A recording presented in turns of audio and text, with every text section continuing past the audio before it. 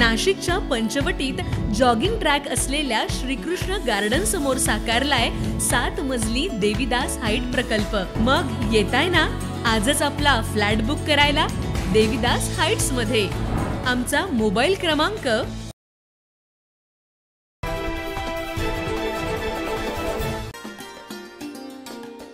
Police आयुक्तालय नाशिक शहरच्या वतीनं आयोजित आदर्श गणेशोत्सव मंडळ स्पर्धा 2024चं पारितोषिक वितरण आज पोलीस आयुक्त कार्यालयात पार पडलं। विभाग 1 आणि विभाग 2 या दोन्ही विभागातील 3 आदर्श गणेश मंडळांची निवड करण्यात आली होती। त्यानुसार एकूण 6 गणेश मंडळांना आज पारितोषिक देण्यात आलं। या स्पर्धेत विभाग 1 मधील सरदार चौक मित्र मंडळानं प्रथम क्रमांक पटकावलाय, तर विभाग 2 मध्ये इंदिरानगर येथील श्री प्रतिष्ठान मंडळाला प्रथम पारितोषिक मिळालंय।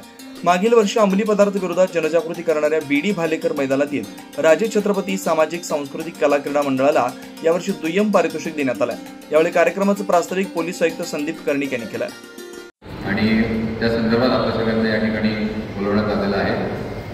आपल्याला आपल्या गणेशोत्सवाचा जो उद्देश आहे एक तर जनजागृती होणं ह्या आपल्याला यावेळेला आम्ही drugs say no to drugs किंवा ड्रग्स विरोधी अभियान जे केंद्रीय गृहमंत्रालयातून सुरू झालेलं आहे आणि पूर्ण देशभर चालू आहे त्याचं आपण ती थीम केलेली आहे आणि आपण सगळ्यांनी ही थीम यावेळेला स्वीकारून अनेक ठिकाणी याचं बॅनर्स वगैरे लावलेले आहेत। आपल्या सगळ्या लोकांना त्याचं मार्गदर्शन आपण केलेलं आहे।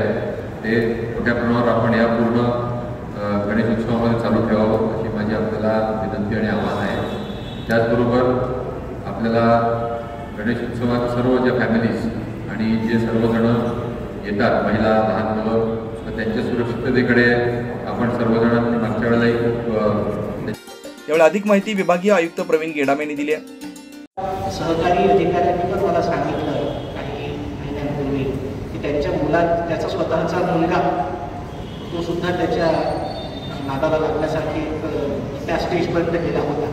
मला वाटते खूप गंभीर समस्या आहे आणि एक चांगला उपक्रम जे ह्या अंमली पदार्थांना आळा घालणे किंवा ड्रग मुक्ती वगैरे ह्याच्यामध्ये जर आपण हा थीम ठेवला तर मला वाटतं नाशिकच्या युवकांवर याचा निश्चितच चांगला परिणाम होईल।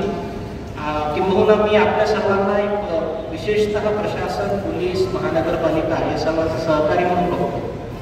आपण समाजातला असा एक घटक आहे की जो गणेश उत्सव असेल किंवा कुठल्या निमित्ताने एकत्रित येतो पुढे येतो आपले उपक्रम करतो, पण या निमित्ताने आपला आणि पोलीस आणि महानगरपालिका आणि प्रशासन यांचं इतकं जवळचं नातं तयार होतं।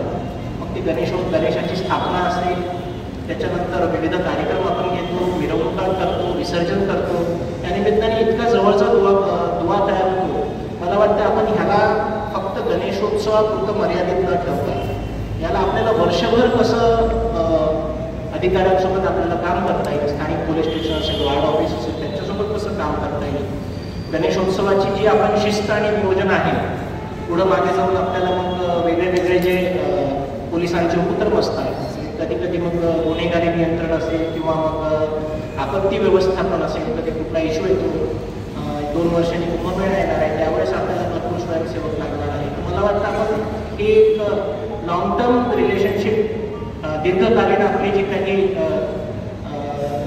नातेसंबंध आहे ते प्रकारे जोडण्यासाठी आपण या उत्सवाकडे या निमित्ताने बघितलं पाहिजे। या पारितोषिक वितरण सोहळ्याला विभागीय आयुक्त प्रवीण गेडाम अध्यक्षस्थानी होते।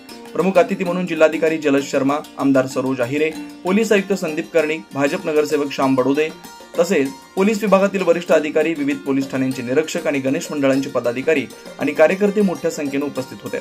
आदर्श गणेशोत्सव मंडळ स्पर्धेच्या माध्यमातून सामाजिक भान, शिस्तबद्ध गणेशोत्सव साजरा करण्याचा संदेश या उपक्रमातून देण्यात आला।